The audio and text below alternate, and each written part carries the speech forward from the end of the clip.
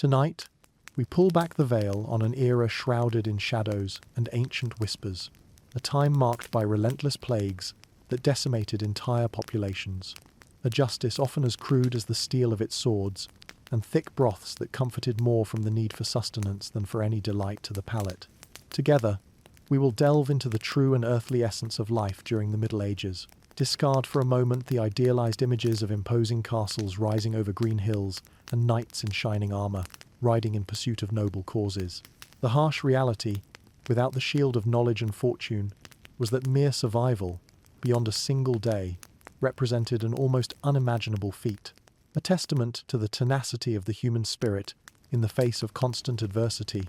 So, before you curl up under your blankets, I invite you to take a moment to give me a like and join this community by subscribing, but only if you truly find value and enjoy the stories I share here.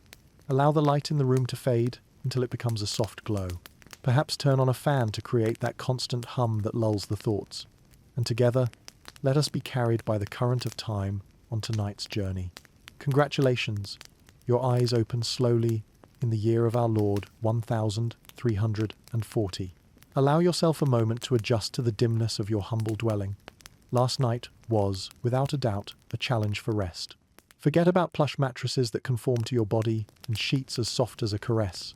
Your bed, most likely, consisted of a rustic and rough sack filled with dry straw or hay, perhaps shared with the body heat of the rest of your family, to combat the penetrating cold of the night. The symphony of wakefulness was constant. Family snores echoed in the small space, mingling with the unsettling hoots of owls hunting in the surrounding darkness and the distant barks of the village watchdogs. The air, dense and unrefined, carried with it a mixture of unpleasant aromas, from the lack of rigorous personal hygiene to the strong smell of animals stabled nearby, and even the emanations from rudimentary latrines, often little more than holes in the ground. The insistent bites of fleas, lice, and other nocturnal parasites were a perpetual annoyance, frustrating any attempt to find a minimally comfortable position. And in the deep darkness, where imagination flourishes, the mind could easily wander to the tangible and intangible dangers that lurked beyond the flimsy walls of your home. Thieves lurking on dark roads, wild beasts prowling in the nearby forests, and even the dark superstitions and ancestral fears that wove stories of demons and evil spirits into the long medieval night.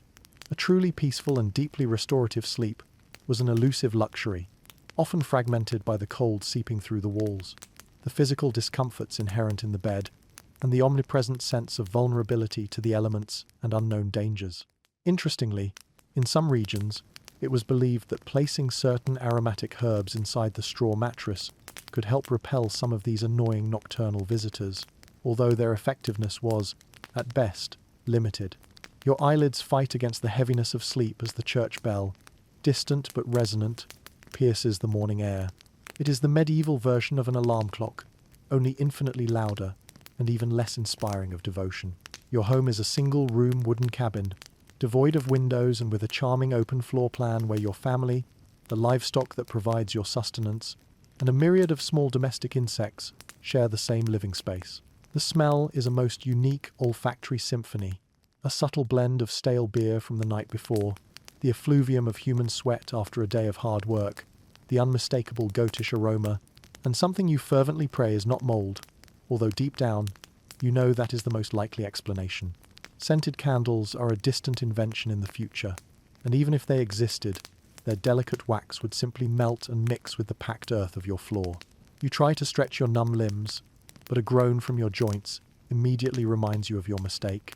At 23 years old, by medieval count, you are already dangerously close to middle age. Your spine creaks with the harsh melody of an old wooden door opening, and your knees sound like a bag of pebbles awkwardly shaken by a confused peasant. The simple act of getting out of bed is a risky endeavor. The floor is damp from the previous night's persistent rain, which has mercilessly seeped through the cracks in the thatched roof, or it is covered with a suspicious crust courtesy of some mischief from your neighbor's chicken. Either way, the bare skin of your feet is now, unintentionally, part of this peculiar domestic ecosystem. What strange vision greets you in this dawn of the 14th century?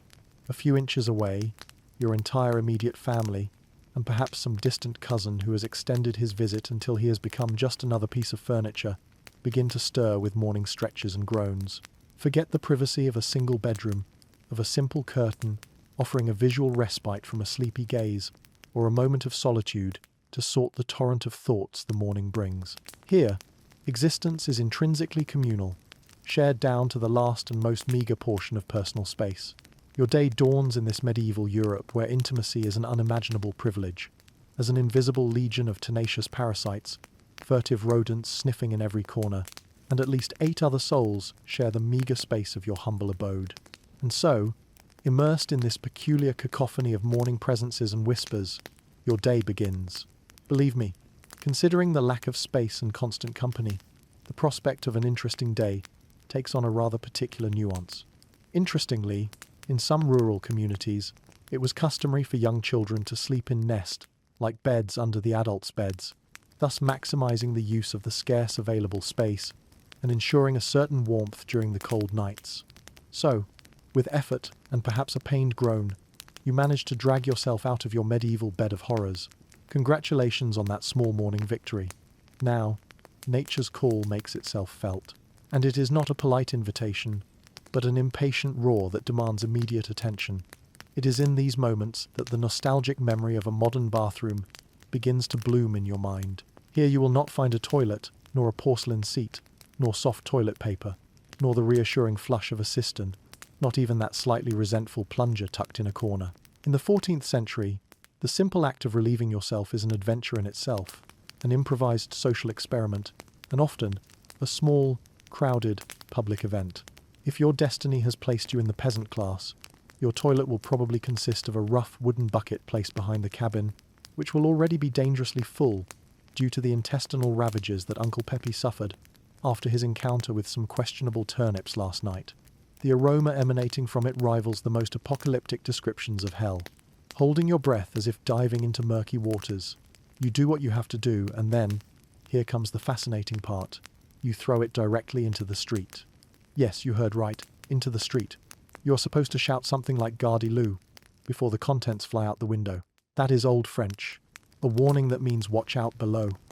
Although, let's be honest, the reaction capacity of passers-by is not always up to the urgency of the situation. Prepare yourself for the olfactory spectacle that awaits you when you venture outside your home. The streets of medieval cities, far from the romanticism that later history would try to impose, were essentially open sewers under the sky. Imagine a pestilent river, a nauseating mixture of unabashed human excrement, animal feces of all species, and liquids of unknown origin whose composition is best left to the imagination without too deep inquiries. If luck has granted you the privilege of residing in a city advanced enough to have public latrines, consider yourself lucky, halfway. There you can experience the pleasant company of strangers sitting side by side, shoulder to shoulder, in a structure where privacy is an urban legend, and ventilation, a cruel mockery of the elements. Perhaps you will even be encouraged to exchange some pleasantries, but I strongly advise you to avoid inhaling the surrounding air with too much enthusiasm. It is curious that, in some medieval cities, there were rather unique regulations regarding the disposal of this waste. For example, in bustling London, dung collectors, known as rakers, were designated, whose work, although smelly, was vital to prevent excessive accumulation in the streets. A certainly unenviable job, but essential for the urban life of the time. What strange concept is that in this year of 1340, your entire kin, from siblings and parents to that distant cousin whose visit has extended beyond any reasonable limit, stirs just inches from your bed. There are no confines of a personal bedroom, not a simple curtain to offer a visual break from the constant hubbub, not even a fleeting moment of solitude to order your morning thoughts before the world demands your attention. Welcome to waking up in medieval Europe, a kingdom where individuality is an unattainable luxury, and where you are never truly alone, as an invisible legion of parasites, the silent company of rodents, and at least 8 other souls share every corner of your humble dwelling. And so, with this peculiar symphony of nearby presences, your day begins. Allow me to assure you that, from this point on, the journey will only become more revealing. Forget about freshly squeezed orange juice, or a comforting oat milk latte. Here, at 6 in the morning, if you even have a precise way of telling time, what runs down your throats is beer. Yes, beer. The reason? Simple and chilling. The water is a breeding ground for parasites and filth of all kinds, so you start the day with a watery, low-alcohol beer, but high in the crucial task of keeping you alive. The children drink it too. No one is thrilled with its earthy taste, but at least it offers a reasonable chance of not dying of dysentery in the short term. Do you crave a piece of roasted meat or a slice of cured cheese? Can you dream of it? Those delicacies are reserved for Sundays and saints' days, and only if your feudal lord is feeling particularly generous that day. Most peasants taste meat no more than a few times a year, a fleeting luxury in a life of subsistence. As for fresh fruit, only when Mother Nature decides to offer it in season, and always with the precaution that it has not spontaneously fermented into a kind of primitive wine. And do not even dare to think about spices, unless blue blood runs through your veins. A simple pinch of pepper can cost more than your monthly salary, if you even have one. Salt is such a precious commodity that it is kept under lock and key, as if it were ground gold. So you chew your gritty bread, swallow your morning beer, and make a conscious effort not to imagine the rat that might have been nibbling on your meagre pottage during the night. Breakfast does not give you energy. It simply happens, like an inevitable event in the monotony of the day. And now that you are properly malnourished, the task of working, as if your life depended on it, awaits you. Because, in effect, it does. Once you have consumed your sad and frugal medieval breakfast, it is time to get dressed. Not that the clothing will offer much comfort, by the way. Your wardrobe consists, with millimeter precision, of a single outfit. 1. It is a coarse woolen tunic that irritates the skin, or a faded linen shirt that you have worn every day for months, possibly even years. Forget about seasonal trends or the excitement of wearing a new garment. Here, the only fashion is to wear what you have until it disintegrates from use, or gifts you with a charming fungal infection. Underwear is optional. If luck smiles on you, you might own a linen undertunic. If not, well, you will be going commando. Under layers of rough, sweaty wool, all carefully sewn by someone who probably had a very vague idea of what a decent seam should look like.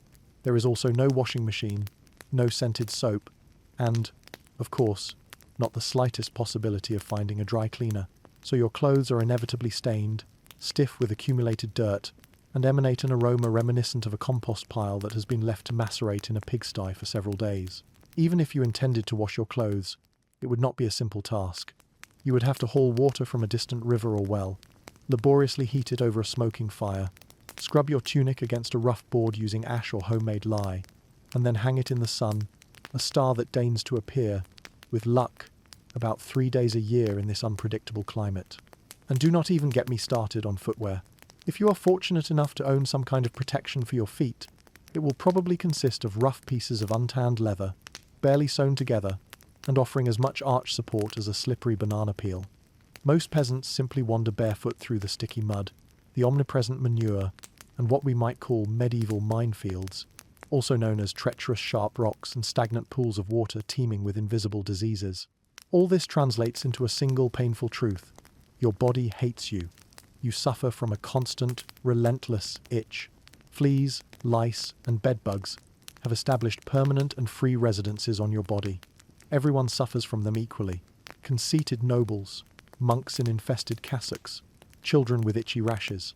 They are all essentially walking insect farms. No one escapes this plague. It is perfectly normal to scratch your armpit with a wooden spoon while having a conversation with the local priest, and no one will even blink at such a daily act. Your skin is raw from the constant rubbing of the rough fabrics. Your scalp is a veritable battlefield strewn with inflamed bites. And if you are unlucky enough to develop a skin rash, well, tough luck. There is no dermatologist or miraculous hydrocortisone cream. No one who can diagnose you as probably having scabies. You simply continue to suffer in silence. And if you are incredibly fortunate not to get a secondary infection, great. That rash will simply become your inseparable companion for the next 6 months. An unwanted medieval guest that will accompany you every step of your miserable existence. Now that you are dressed in rags and wrapped in a constant piercing discomfort, it is time to go out and work until extreme exhaustion. Now that you are fully adorned with itches and damp wool, perhaps it is appropriate to show a radiant morning smile. Except you will not. Because in the Middle Ages, smiling is a dangerous game. Not emotionally, but dentally. There is no toothbrush, no mint-flavored toothpaste, no refreshing mouthwash, no delicate dental floss. The concept of oral hygiene is as popular as the idea of bathing regularly, which is to say, practically non-existent. Some people might chew on a fibrous twig or rinse their mouth with wine or diluted vinegar, but for the most part, your teeth are left to their own devices, and they are not doing well at all. By the time you reach your late 20s, your smile will have the spectral charm of something recently exhumed from a haunted crypt. Cavities are rampant, mercilessly gnawing away at the enamel.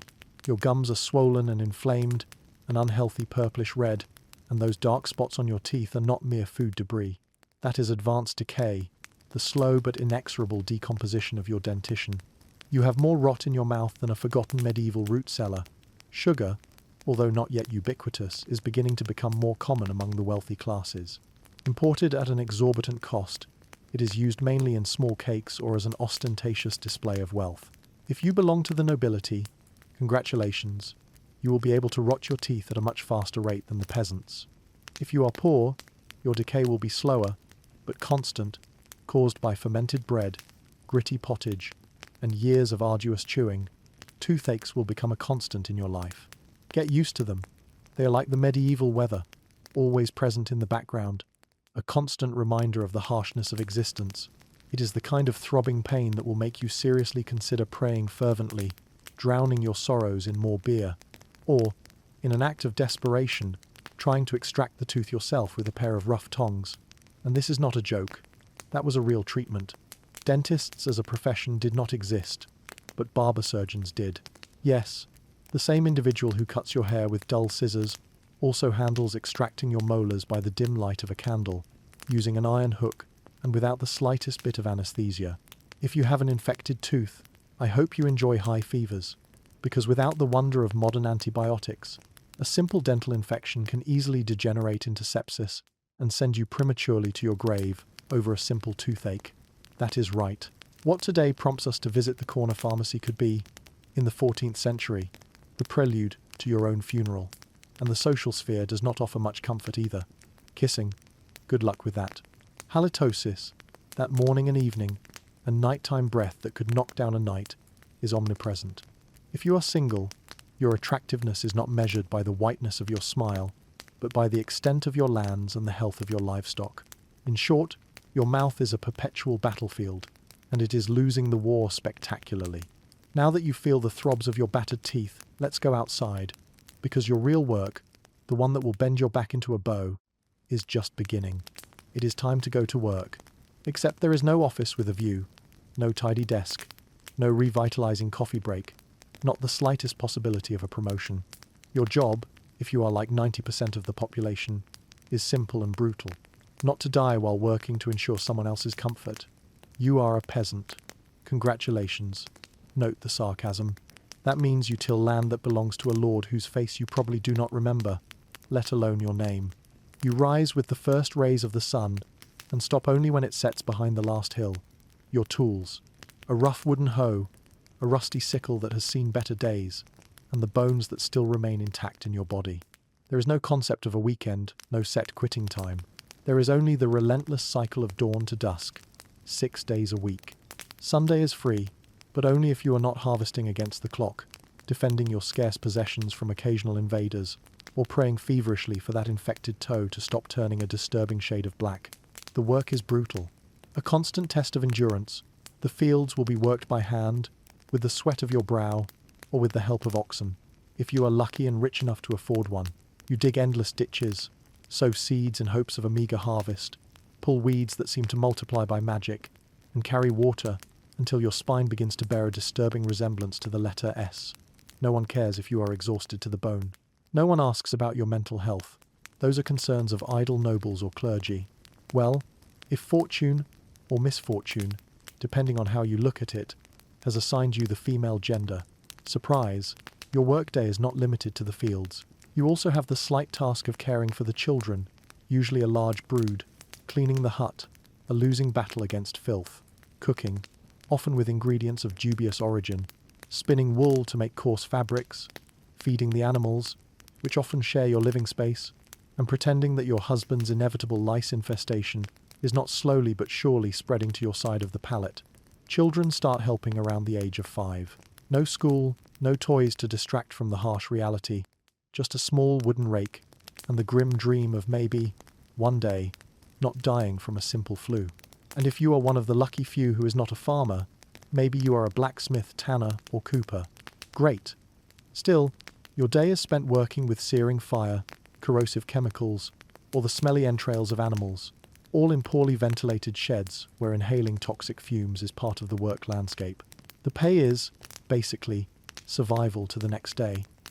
The work benefits include occasional bleedings, the possibility of breaking a bone, and, in general, a good dose of bad luck. Have a fever, drink some hot beer, the same you had for breakfast, and carry on. You cannot afford to stop even for a day, because if you do not work, you do not eat. And if you do not eat enough, medieval Europe has a very simple solution for that. Be replaced by someone more desperate. So you grab your shovel, ignore the blisters blooming on your hands, and keep digging. Because in the Middle Ages, your job is not a career. It is a grueling, slow-motion endurance test, where the final prize is simply living one more day to repeat it all. Now that your back burns with the memory of working in the fields, let's talk about the weather, that whimsical master that rules your lives. Because in the Middle Ages, temperature is less about defined seasons and more about continuous punishment sent from the heavens. Let's start with winter. There is no insulation in the walls of your hut, no central heating to offer a respite from the biting cold, no waterproofing to keep the damp at bay, just rough wooden walls with gaps so large you could throw a whole chicken through them without difficulty. Your windows are covered with ragged pieces of cloth, not the transparent luxury of glass. The fire in the hearth, pleasant in theory, is often reduced to a few dying embers, as you do not have enough firewood to keep it constantly burning. Wood is expensive, and collecting it from the forest is sometimes an illegal act.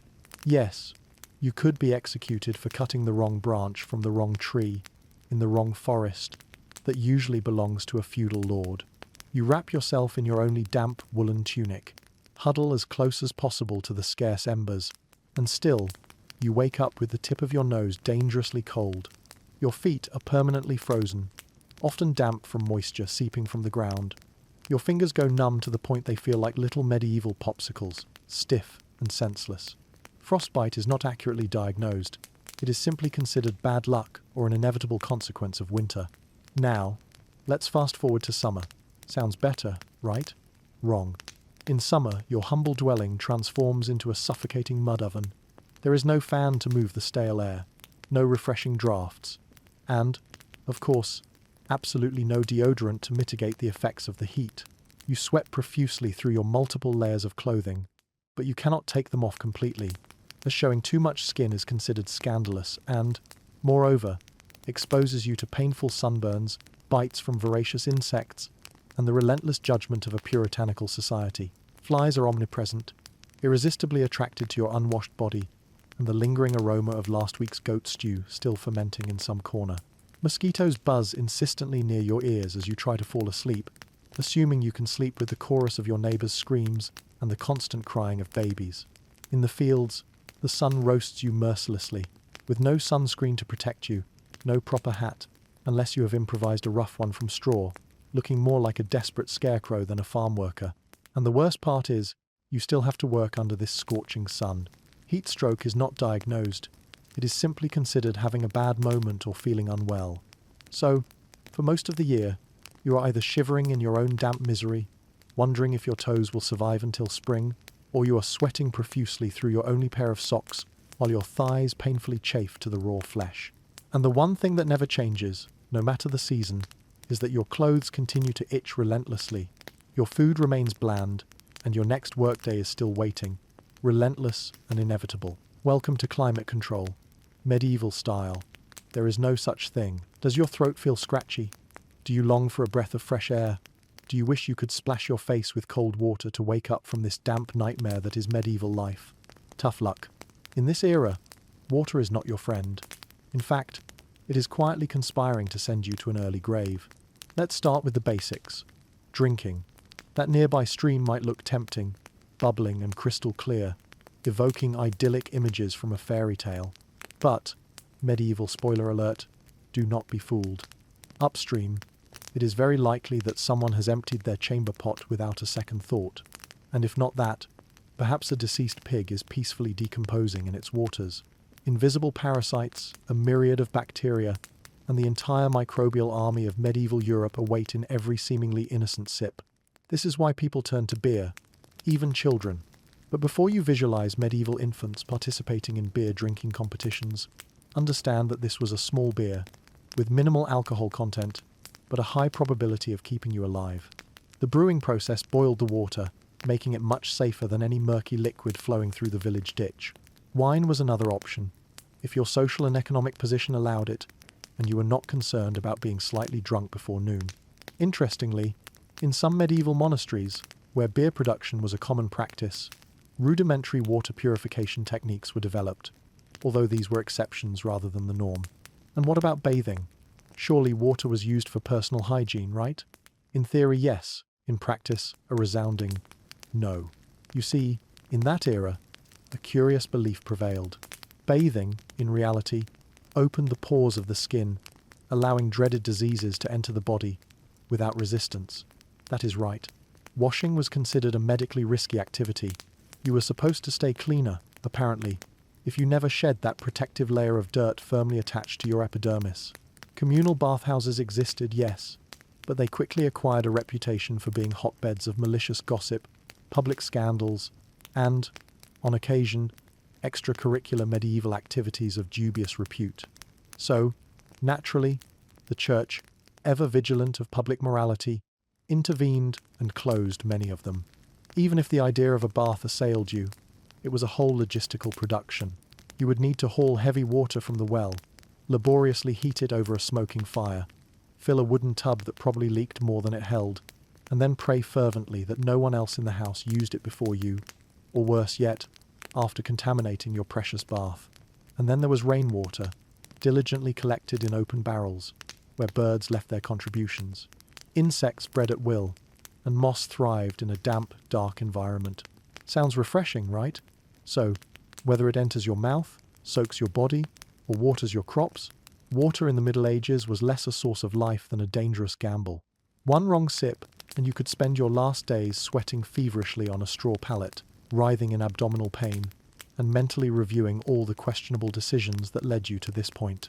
The next time you turn on the tap, raise an imaginary glass to our ancestors.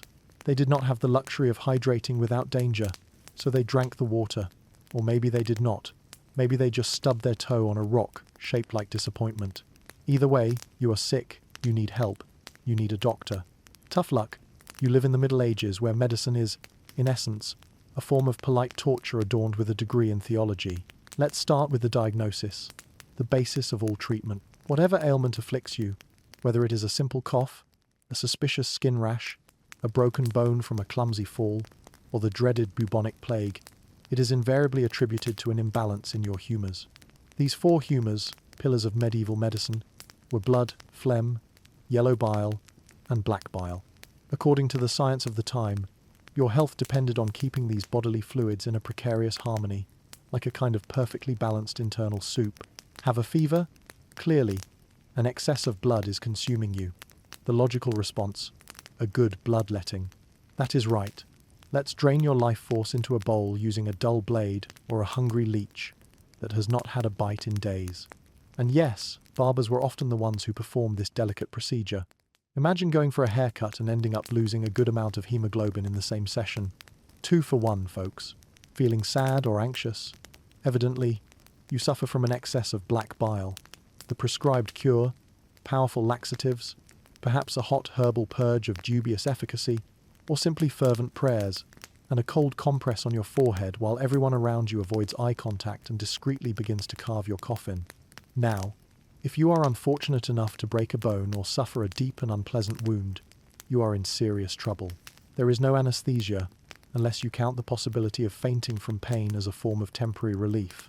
Surgery, if you can call it that, is performed with knives that probably have not been cleaned since the Crusades.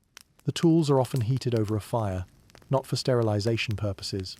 That concept is still far from being understood, but because they simply look more intimidating that way, antibiotics are a distant dream, centuries away in the future. The germ theory, fundamental to understanding the spread of diseases, has not yet been conceived. Instead, it is believed that disease comes from stale air, or is a manifestation of divine displeasure for your evident moral failings. Does your stomach hurt? It must have been your sinful thoughts that were to blame. I hope you enjoy confessing your transgressions while vomiting ceaselessly. If your condition worsens despite these treatments, they will most likely cure you with more eager leeches, perhaps some crushed beetles with unknown medicinal properties, and the comforting presence of a priest at your side, administering the last rites just in case.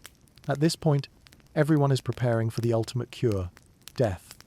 And if by some inexplicable miracle you recover, everyone will simply assume that God had mercy on your sinful soul. The doctor will take all the credit for the cure, and the leech will be promoted to a position of greater prestige. So yes, in the Middle Ages, medicine is less about curing and more about surviving the cure itself. After a long day of hard work, plagued by lice bites and the unpleasant sensation of a leech, if you were lucky enough to receive medical treatment, it is finally time for dinner. You return to your humble hut with sore feet and a stomach rumbling like a hungry bear, craving the only joy often left in life: a hot meal. Bad news.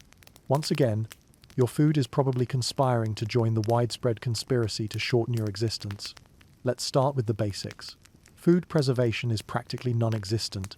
There is no refrigerator to keep food fresh, no freezer to stop the advance of decay, only rudimentary salting, occasional smoking, or the fervent hope that the frigid winter air will extend the shelf life of your meager provisions. Your meat, if you are fortunate enough to own any, will have been hanging for days, adorned with a cloud of buzzing flies, submerged in a brine of dubious origin, and possibly discreetly shared with one or two hungry rats. Bread is the cornerstone of the medieval diet, the basis of almost every meal. But even this humble source of sustenance is not without its dangers. In years of bad harvests, desperate peasants often stuff it with ground tree bark, fine sawdust, or even clay to stretch the scarce grain reserves. And if it is rye season, there is an additional risk: ergo, a parasitic fungus that can cause violent convulsions, terrifying hallucinations, and sometimes death. It is like eating a sandwich of LSD and tetanus on the side. Vegetables are only available when the season permits. And do you know what is almost always in season? Turnips. Countless turnips, boiled to satiety, reduced to a tasteless puree, or floating suspiciously in a mysterious pottage that, if you remember from Chapter 3, is basically a hot swamp of unidentified ingredients that has been simmering since your great-grandfather's funeral. There may be some fruit available in the fall, but it rots quickly in the temperate climate, and sugar, that white, grainy luxury, is rare, expensive, and hoarded by the rich, who use it mainly to show off their blackened teeth from excessive consumption. Dairy is another risky bet. Fresh milk sours in a matter of hours in the heat. Butter and cheese hold up a little better, but are often loaded with invisible bacteria. People consume them anyway, because, frankly, the alternative is chewing on the sole of your ragged boot. And let's talk about seasonings. Spices like black pepper, aromatic cinnamon, or exotic nutmeg are worth more than gold to the average peasant. For them, flavor comes mainly from onions, if they are lucky, salt, if they are even luckier, and perhaps a dash of bitter resignation. Most meals taste like a piece of wet burlap sprinkled with a generous dose of sadness. But food is not just a health hazard. It is also a delicate political matter. The game animals belong to the feudal lord, not to you.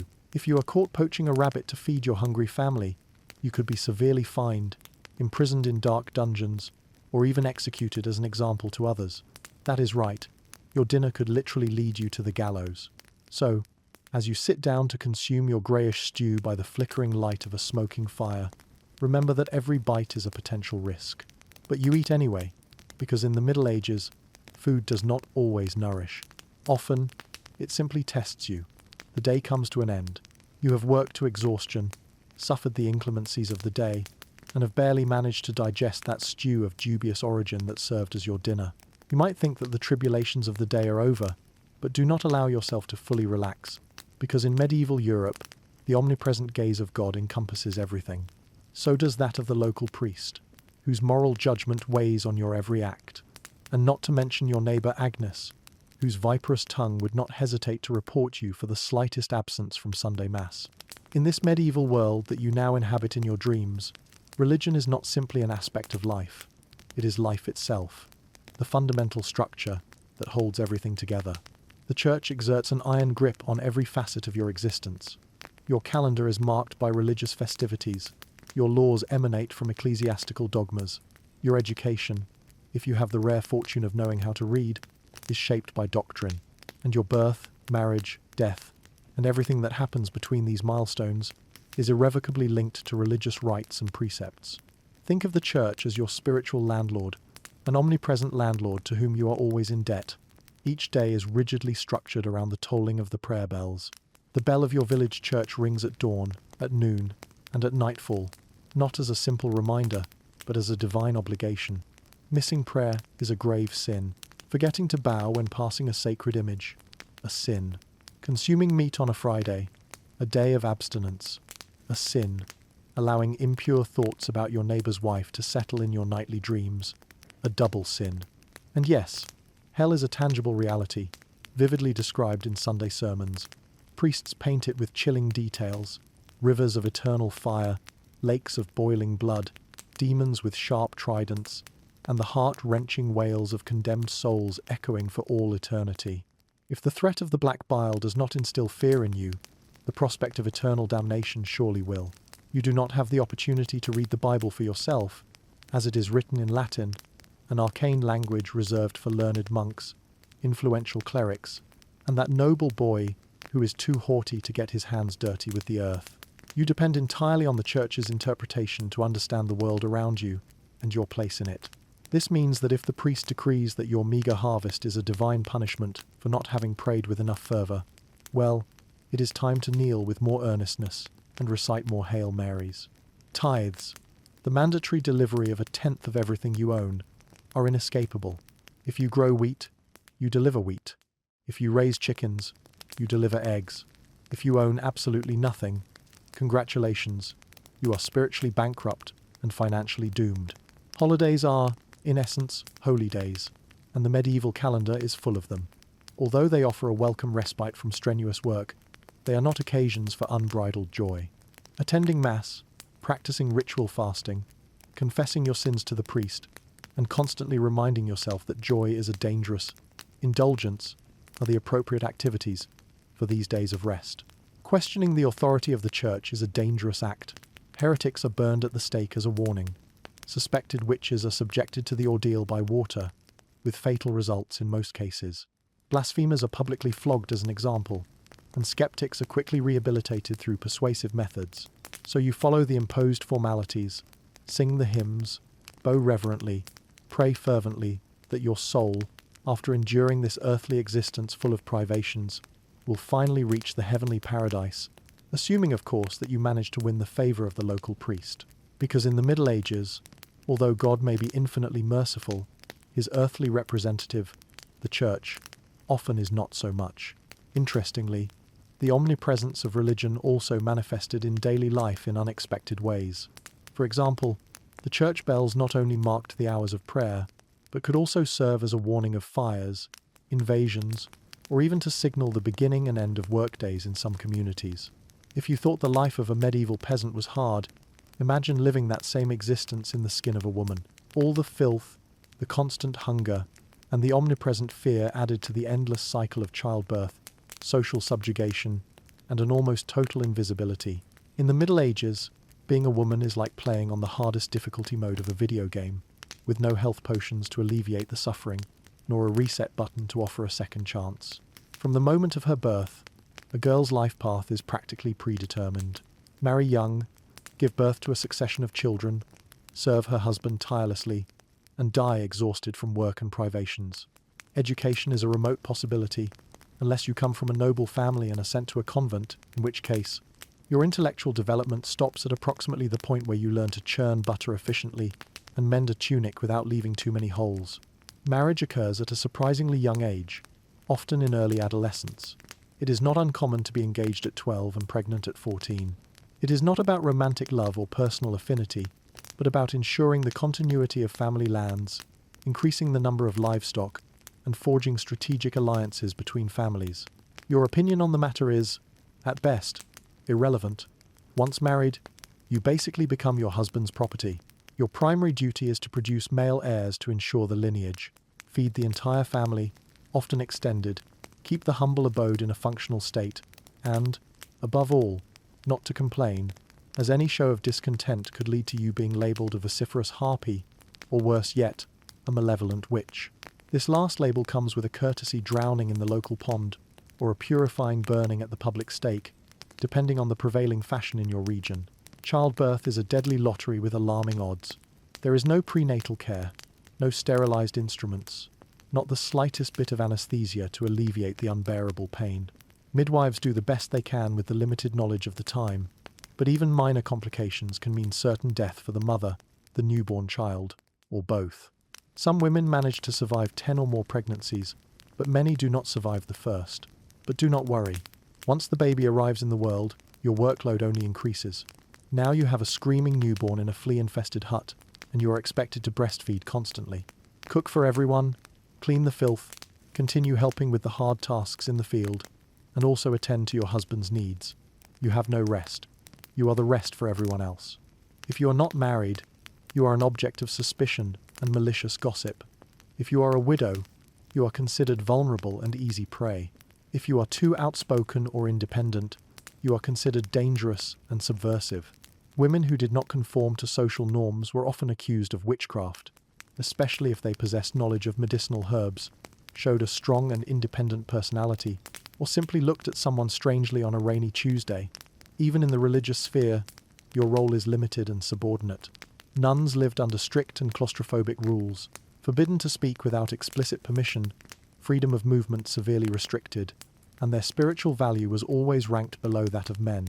In short, if you are a woman in the Middle Ages, you are expected to endure privations in silence, obey without question, reproduce diligently, and suffer with resignation, ideally with a smile on your lips. Because even in an era of universal suffering, somehow women were expected to suffer with grace and posture. So far, you have battled the omnipresent filth, the corrosive hunger, the blatant social injustice, and perhaps even a stubborn goat that invaded your humble abode. But just when you think your day cannot get any worse, violence, raw and ruthless, bursts onto the scene. Loud, bloody, and often completely acceptable by brutal medieval standards. Let's be clear, the Middle Ages were not a time of peace and harmony. The notion of law and order mainly meant hoping that the local lord did not get up on the wrong side of the bed that day. Violence lurks everywhere, within the home, on the dusty village streets, on the battlefields where territorial disputes are settled, in ecclesiastical power struggles, and sometimes, even in the line for a loaf of bread from the communal oven. Crime is a daily reality, punishment is brutal and exemplary, and justice more closely resembles a macabre public spectacle than a system for protecting rights.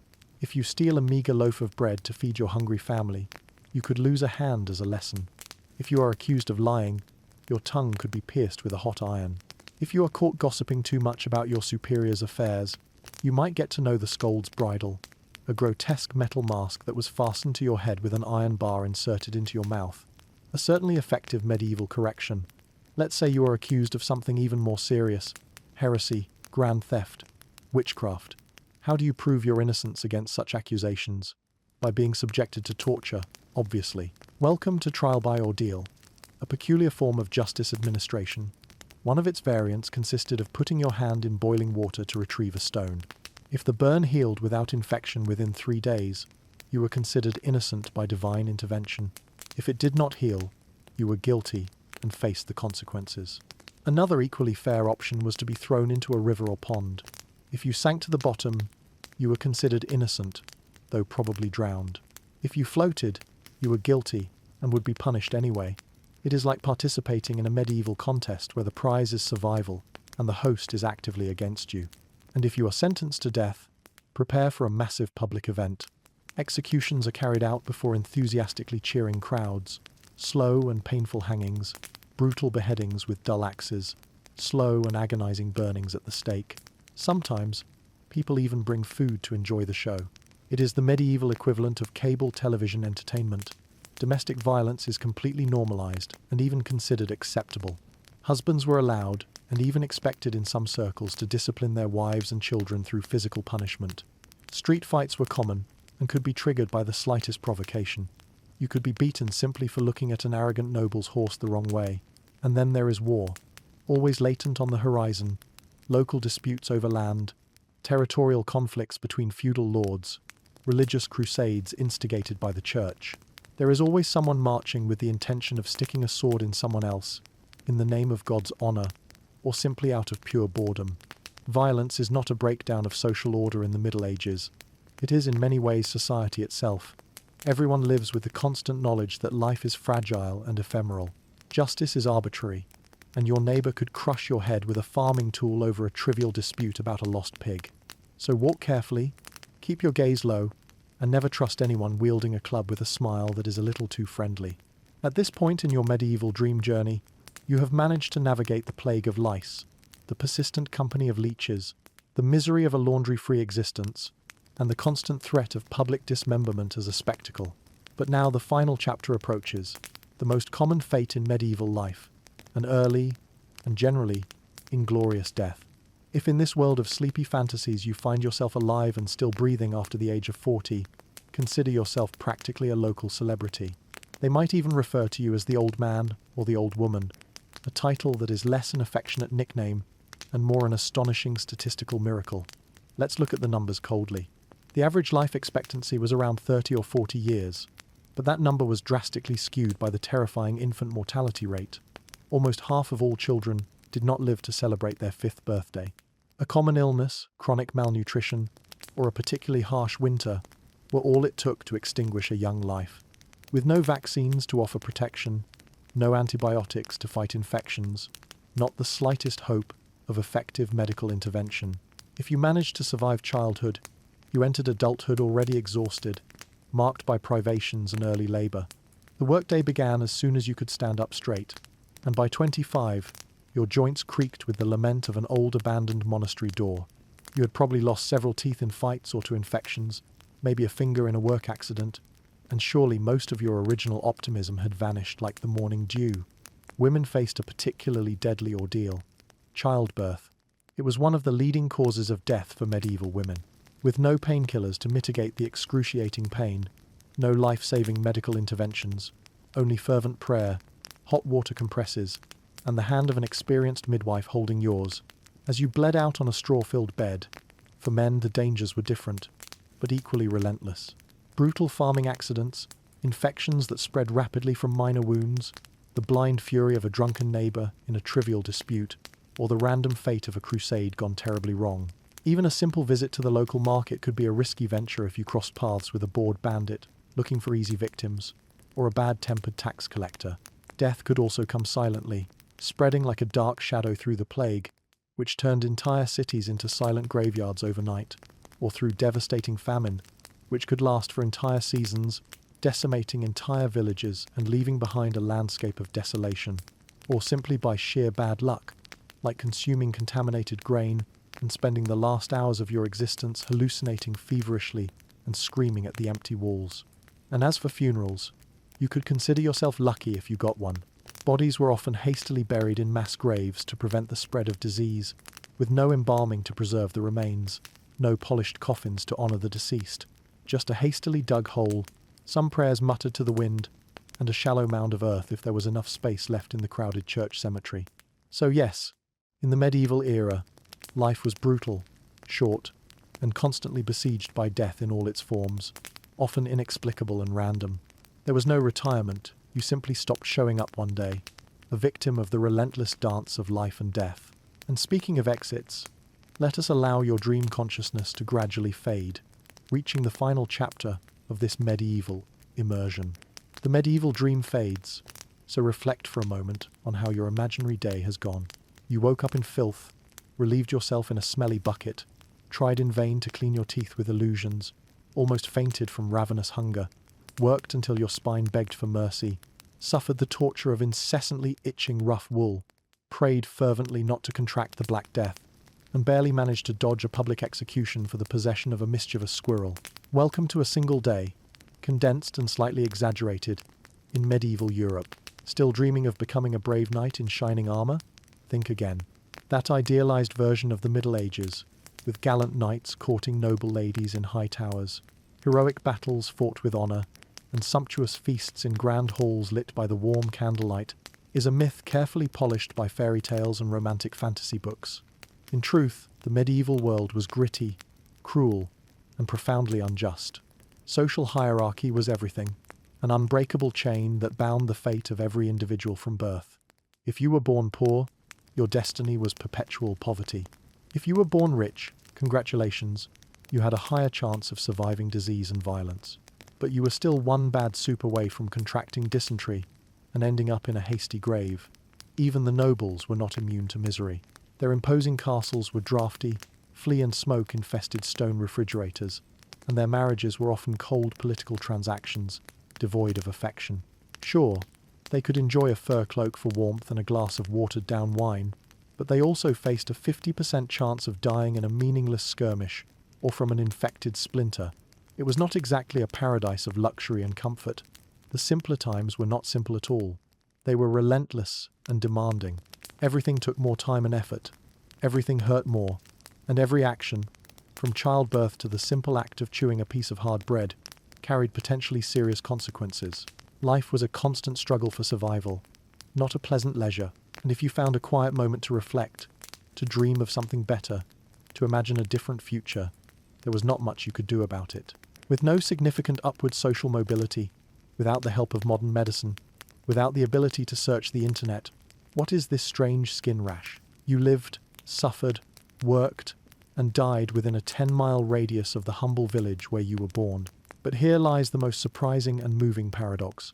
Despite all these unimaginable difficulties, people still laughed heartily, sang melancholic songs, gathered to tell stories around a campfire. They fell passionately in love and found meaning and purpose, even in the most adverse circumstances. They did not do it because life was easy or fair, but because human nature is intrinsically resilient and stubborn. Even in the darkest chapters of their history, they managed to create small spaces for light and hope.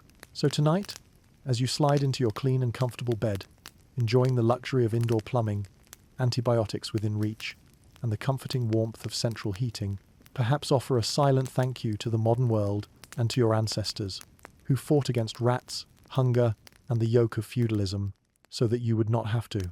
Catherine's marriage to Grand Duke Peter was conceived as a strategy to consolidate her position within Russian royalty. However, from its inception, the relationship felt more like a gilded cage than the promise of a shining crown.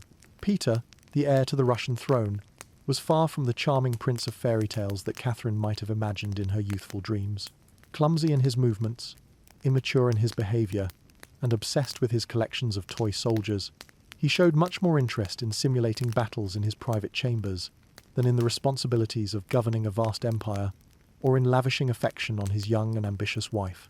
Some historical accounts even suggest that he refused to consummate the marriage for several years, an affront both personal and political. Peter professed a fervent admiration for Frederick the Great of Prussia and deeply resented the Russian court that had adopted him as its own. In stark contrast, Catherine embraced Russia with a fierce and unwavering determination. She learned the language diligently, studied its rich history, and memorized the intricate Orthodox rituals. Her longing was genuine. She wanted to belong, to be accepted by this land that had become her adopted home. Peter, on the other hand, only longed to escape its confines. This deep incompatibility was not merely emotional, but extended to the political sphere, where their visions for Russia's future clashed head-on. The Russian court of the time was a veritable viper's nest, a labyrinth of malicious gossip, justified paranoia, and brutal power plays for influence. Empress Elizabeth still ruled with a firm hand and absolute authority, but her health was in constant decline, and everyone at court knew that a transition of power was imminent, which exacerbated the intrigues and hidden agendas. Catherine was under constant surveillance. Her letters were intercepted and avidly read. Her budding friendships were closely monitored, and her every move was scrutinized with suspicion. She could not fully trust her husband, whose erratic behavior and divided loyalties were evident, nor her own mother, Johanna, who continued to whisper in her ear, promoting the interests of foreign powers. Not even her servants, whose loyalties could change with the direction of the courtly wind. In this oppressive environment, alliances could transform into accusations of treason overnight, and survival depended on a shrewd navigation of the treacherous waters of palace politics. But Catherine was not a naive woman. She quickly learned to navigate the silent games of the court, cultivating allies in the shadows, winning the loyalty of influential military officers, befriending scholars, and developing a reputation for dignity and moderation. A marked contrast to her husband's childish tantrums and his manifest disdain for revered Russian traditions. Behind closed doors, in the relative safety of her apartments, Catherine began to devour the works of the bold thinkers of the Enlightenment, such as Voltaire and Montesquieu. While the court saw her simply as a young foreign consort, she was quietly building a vision not only for herself, but for the future of Russia, a nation that aspired to strength, education, and reason. But there was a formidable obstacle. The longer Peter lived, the longer Catherine remained in a limbo of powerlessness, the wife of a man clearly unfit to rule an empire. So Catherine waited patiently. She watched every move on the political chessboard with attention and planned meticulously. She knew that the Russian throne would not be inherited peacefully. It would have to be taken with audacity and determination. In the year 1762, after nearly 2 decades of patient waiting, keen observation of power dynamics, and quiet but constant strategic maneuvering, Catherine saw her opportunity and seized it with astonishing precision. Empress Elizabeth had finally passed away, and Peter, now crowned as Peter III, ascended to the throne of the Tsars. However, his reign began to crumble almost immediately, like a sandcastle hit by the tide. In the span of a few fateful months, Peter managed to alienate the powerful Russian Orthodox Church, deeply offend the influential nobility, insult the proud army, and lavish praise and show an incomprehensible loyalty to Prussia, Russia's old and bitter enemy. He reversed key policies carefully established, humiliated the Orthodox clergy, and spoke openly of his intention to divorce Catherine to marry his mistress, an intolerable public affront to the court and to Catherine herself. The nobility, who already distrusted his erratic and unpredictable behavior, found in these actions the confirmation of their worst fears. Catherine, with the tacit support of influential factions of the court and the army, orchestrated a bold and bloodless coup d'état in July 1762. Peter was taken into custody and, shortly after, was found dead under mysterious circumstances that were never fully clarified. The official version that was spread was that of a sudden and fulminant hemorrhoidal colic.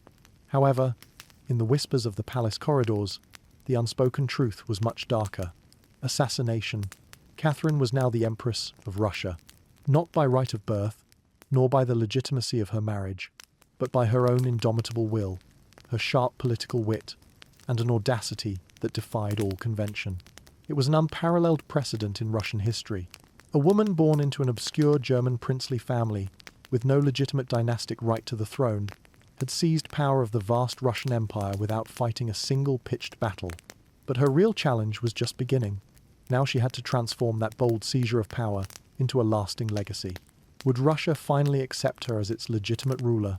Would the powerful and conservative Russian nobility respect her? Could she hold the vast empire together without succumbing to the same violent fate that had met her unpopular husband? Catherine clearly understood that power gained through palace intrigue could be lost just as easily. She needed to rule not as a cunning conspirator, but as an enlightened visionary. And so began her astonishing transformation from a cautious consort and a silent plotter to a reforming empress who redrew borders, embraced the ideas of the Enlightenment, and radically redefined what it meant to be a woman in power in one of the largest and most complex empires in the world. Once the imperial crown rested on her head, Catherine could have been content with the exercise of power for power's sake, but her vision transcended the simple occupation of a throne. Her ambition was much greater. She wanted to fundamentally transform Russia, and not only in the military or political sphere, but also in the intellectual and cultural sphere. While her late husband Peter had professed a superficial admiration for Frederick the Great and his insignificant toy soldiers, Catherine felt a deep veneration for the ideas of Voltaire, Diderot, and the bold thinkers of the Enlightenment who were shaking the foundations of European thought. She firmly believed in the power of reason, in the inevitability of progress, in the fundamental importance of education, and in the crucial role of a monarch as a servant of the people, even as she herself ruled with absolute authority. Catherine did not limit herself to reading the works of the Enlightenment philosophers. She strove to live their principles as much as possible within the complex realities of her empire. She maintained a direct and fascinating correspondence with Voltaire for more than 15 years, cunningly flattering him while vehemently defending her own autocracy. She invited Diderot to her court, lavishing him with honors and financial support, and even bought his entire personal library to alleviate his financial problems. In the privacy of her apartments, Catherine diligently studied legal texts, passionately debated reforms with her closest advisors, and meticulously crafted policies aimed at modernizing the vast and anachronistic Russian Empire. The early years of her reign were marked by ambitious efforts to codify the chaotic Russian law. In 1767, she convened the Legislative Commission, an unprecedented project aimed at completely rewriting Russia's complex legal code. The Nakaz itself, or Catherine's instruction, was a political manifesto disguised as a legal directive, a document that advocated for equality before the law for all subjects, warned against the inherent dangers of the practice of torture, and underlined the fundamental responsibility of rulers to serve the common good of their peoples. For an empress ruling in the deeply conservative Russia of the 18th century, these ideas were radically progressive. However, the lofty ideals of the Enlightenment had to inevitably confront the harsh realities of Russia, a vast expanse of deeply conservative feudal territory, ruled by a powerful nobility whose interests lay in keeping their serfs exactly where they were, at the base of the social pyramid. Catherine was fully aware of this delicate balance of power. While she publicly advocated for reform and progress, she acted with caution and pragmatism in implementing significant changes. She abolished some of the most brutal forms of judicial torture, expanded access to secular education for a limited number of subjects, and founded schools and libraries with the aim of fostering knowledge. But, at the same time, she reaffirmed the absolute control of the nobility over their serfs to ensure their loyalty and avoid a widespread revolt. This was Catherine's constant balancing act, a philosopher queen in the public sphere, eloquently quoting the great thinkers of the Enlightenment, but an eminently practical and astute empress in the private sphere, who understood the limits of her power and the need to maneuver intelligently in a hostile political environment. She constantly walked the tightrope between the purity of ideology and the harsh necessity of political survival, between the brilliant salons of Paris, where the ideas of the Enlightenment flourished, and the raw and often ruthless politics of Moscow and St. Petersburg. Her vision for the future of Russia was bold and transformative, but it was always carefully calculated and adapted to the complex realities of her vast empire. In many ways, Catherine was not trying to turn Russia into a mere copy of Western European powers, but to forge a modern and powerful Russia on its own terms, a nation that combined the wisdom of the Enlightenment with the strength of autocracy, and this meant embracing reform. Yes, but always with an iron hand firmly sheathed in a velvet glove. Catherine was not content with the task of reforming Russia from its foundations. Her ambition extended far beyond the borders of her empire. She longed to expand her influence, to make Russia a power feared by its enemies, admired by its allies, and envied by its rivals. Where Peter the Great had managed to open a window to the west, Catherine set out to tear down the walls that still isolated Russia from the European stage. Under her energetic and visionary leadership, the borders of Russia expanded more than ever before in the empire's history. She waged wars not only to defend her crown from internal intrigues and external threats, but also to reshape the map of Europe according to her ambitious designs. One of her most significant and far-reaching military campaigns was the series of wars against the powerful Ottoman Empire.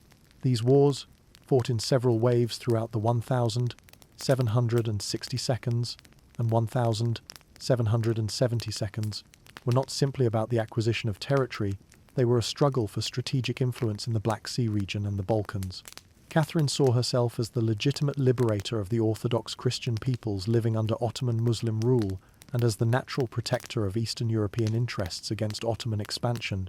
Under the command of talented and ambitious generals like Alexander Suvorov and Grigory Potemkin, the Russian army captured key regions of strategic importance, including the Crimean Peninsula, the vast northern coast of the Black Sea, and, most importantly, gained access to valuable warm water ports, a goal that Russian Tsars had coveted for generations. These military victories were not just a matter of territorial conquests, they had a profound symbolic meaning. With each triumph, Catherine sent a clear and forceful message to the courts of Europe. Russia was no longer the distant, backward cousin of the continent, but a formidable continental power to be reckoned with. Catherine also turned her strategic gaze westward, towards the decadent and increasingly vulnerable Kingdom of Poland. In a series of shrewd diplomatic agreements and calculated political maneuvers, Catherine actively participated in the partitions of Poland, dividing the vast and once powerful Polish-Lithuanian Commonwealth along with its neighbours, the Austrian Empire and the Kingdom of Prussia.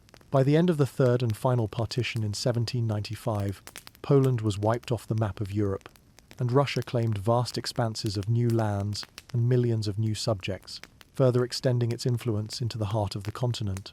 But Catherine did not only conquer territories with her armies, she also strove to colonize these new acquisitions with ideas and development projects. New cities were founded in strategic locations, trade routes connecting east and west were expanded, and German colonists, known for their diligence and agricultural skills, were invited to cultivate the fertile Russian lands, contributing to the economic growth of the empire. Under Catherine's reign, the Russian Empire became a vast mosaic of cultures and ethnicities that stretched from the frozen shores of the Baltic Sea to the sun-drenched coasts of the Black Sea and the steppes of Central Asia.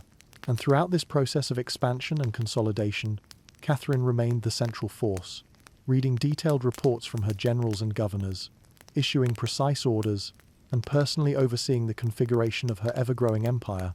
Her critics in the European courts would accuse her of being overly ambitious, even imperialistic in her designs. But for Catherine, territorial expansion was not simply a matter of personal ambition. She saw it as Russia's manifest destiny under her enlightened leadership. A great ruler, she firmly believed, was measured not only by the brilliance of her ideas and internal reforms, but also by the extent of her empire's borders and the influence she wielded on the world stage. She did not just want to rule Russia, she aspired to remake it in her image, transforming it into a modern and civilized empire, feared by its enemies, respected by its peers, and loyal only to the bold vision of its empress. Despite all the dazzling brilliance and undeniable power that emanated from her figure, Catherine the Great was equally famous, or perhaps infamous, for the events that unfolded behind the opulent walls of the imperial palace. And no, not all secrets were whispered among the dusty tomes of the library. Catherine's private life became one of the most commented on and scandalous aspects of her long and momentous reign. She had lovers, not one or two furtive encounters, but a carefully selected parade of them, many of whom were decades younger than her, often endowed with remarkable physical beauty, and, on occasion, with not inconsiderable political influence. She made no effort to hide these relationships. In fact, she often generously rewarded her favourites with noble titles, vast estates, and generous pensions, as long as they behaved according to her expectations. If they did not meet her standards or her interest waned, they were discreetly dismissed, sometimes with a polite thank you and an honorary promotion to facilitate their departure.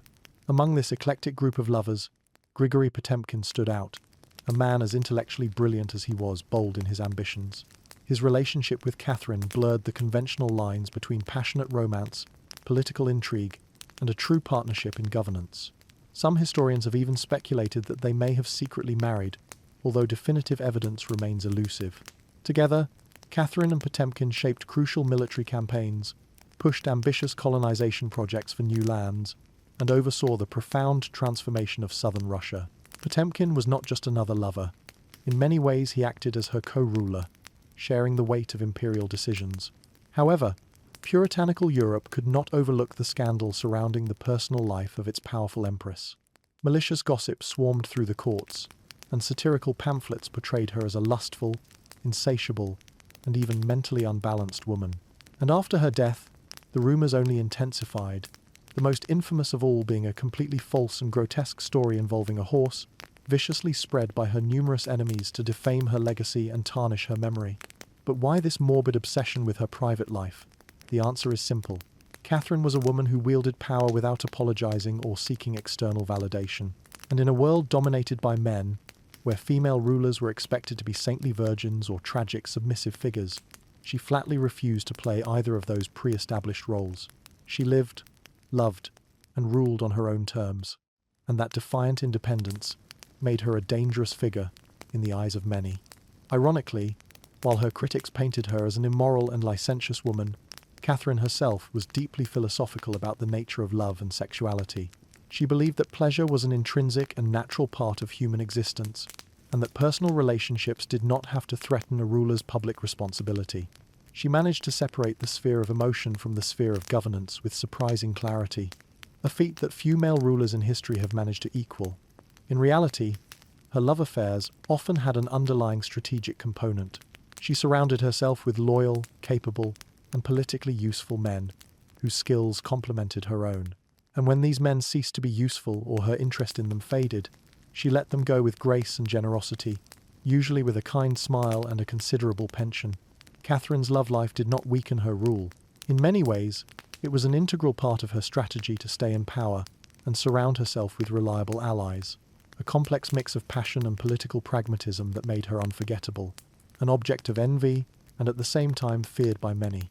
Despite all her personal charisma and her iron grip on the empire, Catherine's reign was not without internal dangers, and in the year 1773, that latent threat materialized in the figure of a bearded and charismatic Cossack named Yemelyan Pugachev. He was no ordinary rebel.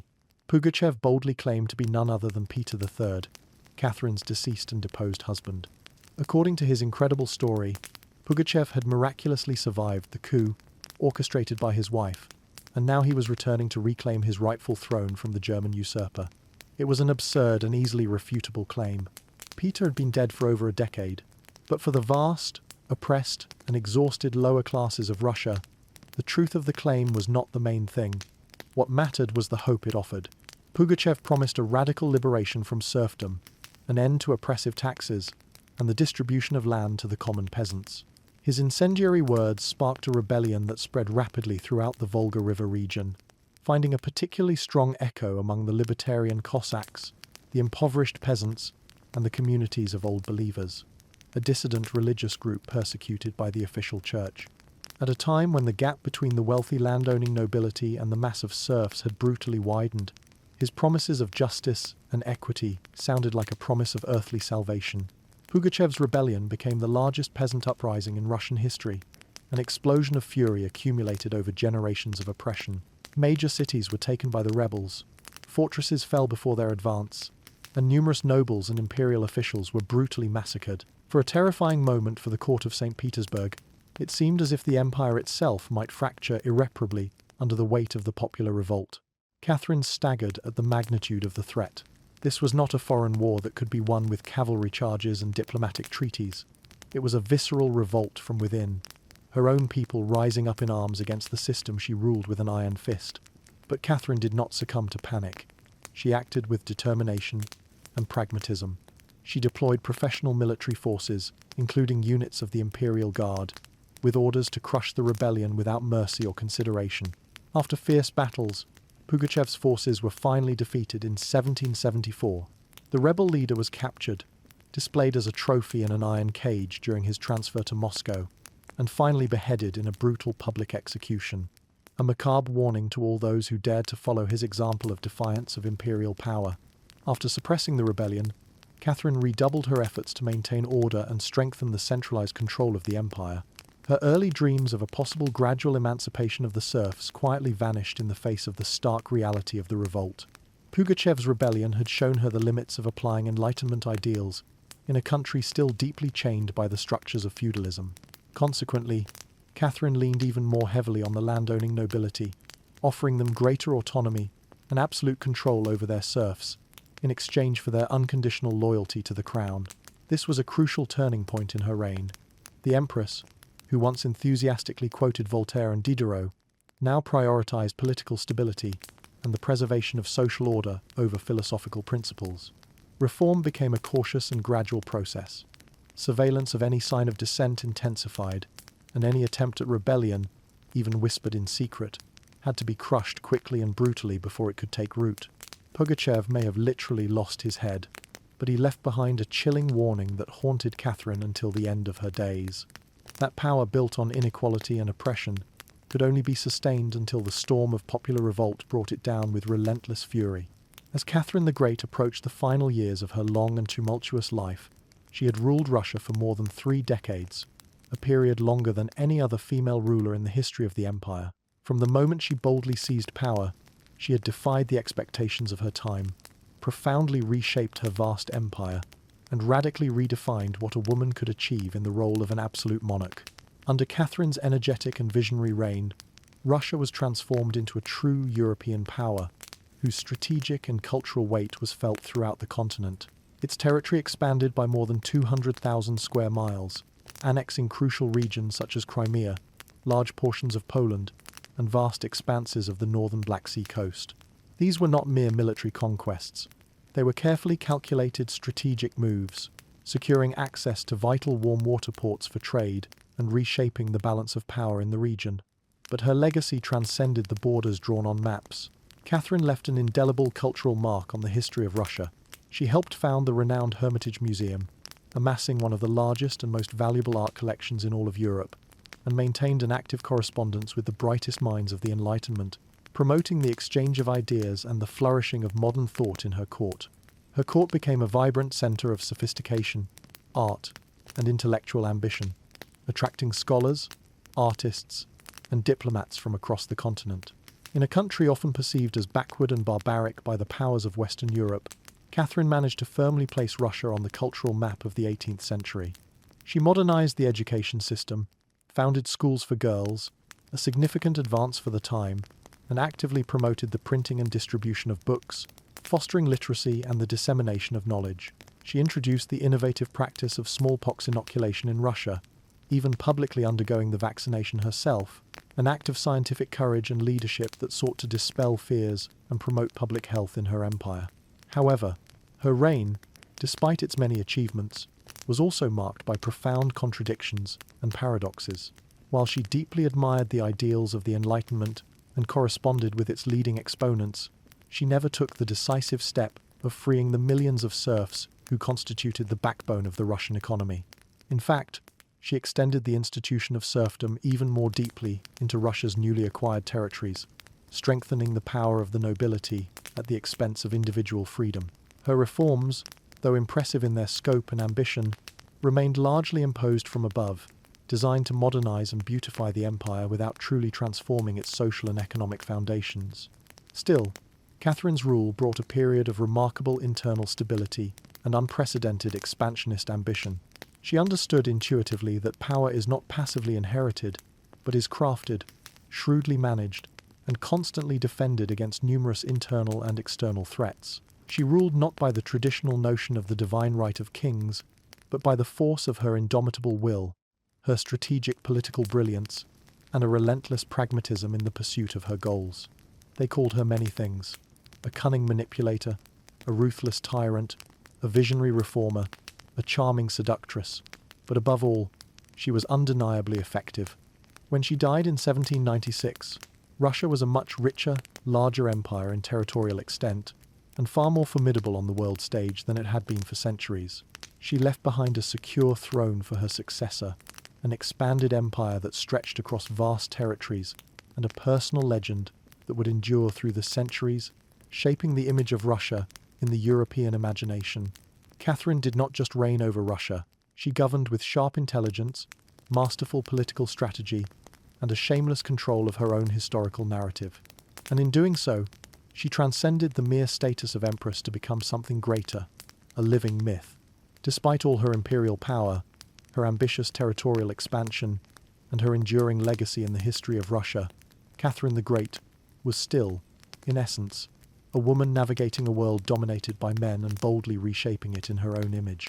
Behind the imposing imperial portraits and the momentous state decrees, there was a person deeply aware of how precarious her position was, especially at the beginning of her reign. She was not born Russian. She came to the throne through a bold coup d'etat and ruled a vast and complex empire that, in many ways, did not wish to be ruled by a foreign woman. And yet, she not only endured in power, but thrived, leaving an indelible mark on history. Catherine was never content to be an ornamental figure on the throne. She was a voracious reader, a prolific writer, and a constant learner throughout her entire life. Her daily schedule was grueling. She dedicated hours to reading detailed reports, maintained an active correspondence with foreign powers, meticulously edited crucial state documents, and shrewdly managed a court plagued by rival factions and conflicting ambitions. She did not settle for simply sitting on the throne. She worked it tirelessly as a born stateswoman, involving herself in the most minute details of government. She was also, in many ways, a solitary figure. She surrounded herself with a brilliant court of courtiers, lovers, and artists, but she wrote in her memoirs about the scarcity of people she could truly trust fully. Her own son, Paul, whom she deeply distrusted and deliberately kept away from state affairs, became a constant source of anxiety, fearing he would undo all the progress she had so painstakingly achieved. Her most significant emotional relationship with the influential Grigory Potemkin transformed over time into a deep friendship and political collaboration, but his premature death in 1791 left an emotional wound that never fully healed, marking the last years of her reign with a shadow of sadness and reflection on the ephemeral nature of power and human relationships. Catherine meticulously cultivated her public image, understood the immense power of narrative, and handled it with a mastery that surpassed that of most monarchs of her time. She presented herself to the world as the mother of Russia, an enlightened and progressive monarch, a warrior empress, capable of expanding the borders of her empire, and a fervent lover and patron of the arts. But behind these carefully constructed roles was a woman who had endured the bitter rejection of her husband, the betrayal of her own family, the public scrutiny of scandal, and the constant threat of rebellion, and who, despite everything, had persevered with unwavering determination. When she finally passed away in 1796, she left behind a profoundly transformed empire, but also a series of persistent questions. Could she have done more to alleviate the burden of serfdom that oppressed millions of her subjects? Were her Enlightenment ideals compromised by the pragmatic demands of power politics? Was she primarily an idealistic reformer or a shrewd and pragmatic ruler? History remembers her with the title she never gave herself, the Great.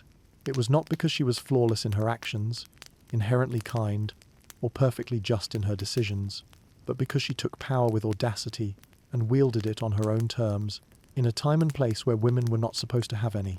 She not only wore the imperial crown, but she fundamentally rewrote what it meant to be worthy of it. In the humid depths of the Chiapas jungle in southern Mexico, the imposing ruins of Palenque silently whisper stories of an ancient and sophisticated Maya world that flourished for centuries. Majestic temples rise above the dense tropical jungle canopy, their limestone facades eroded by the relentless passage of time, but still filled with archaeological secrets waiting to be unearthed. And in the year 1994, one of those secrets, hidden for more than a millennium, was finally revealed. A team of Mexican archaeologists, led by Fanny Lopez Jimenez, was conducting a routine inspection of Temple 13, a relatively modest pyramid located next to the more famous and monumental Temple of the Inscriptions, the burial place of the powerful King Pakal the Great. Initially, Temple 13 was not expected to house significant discoveries until the archaeologists noticed an intriguing anomaly, a sealed and carefully hidden chamber beneath the main structure. Unlike many other Maya tombs, this one had not been desecrated by looters over the centuries. It was intact, preserving within it the mysteries of a distant past.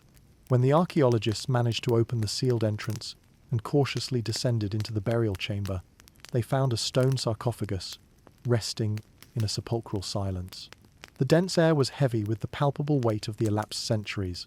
Upon carefully lifting the heavy lid of the sarcophagus, a cloud of bright red dust rose like spectral smoke, an intense and striking crimson color that contrasted with the darkness of the tomb. The interior of the sarcophagus was completely covered in cinnabar dust, a toxic mercury sulfide that was used ceremonially by the ancient Maya in high-status funeral rituals. And within that crimson cloud lay the skeleton of an adult woman. She had been buried with meticulous attention and deep reverence. Her bones, though fragile from the passage of time, remained mostly intact, and her skull still retained an impressive funerary mask made of green jade, while her body was surrounded by a rich variety of funerary offerings. Intricate necklaces, ceremonial diadems, delicate ear spools, all exquisitely carved from jade and seashell. Every element of this sumptuous burial screamed royalty and power.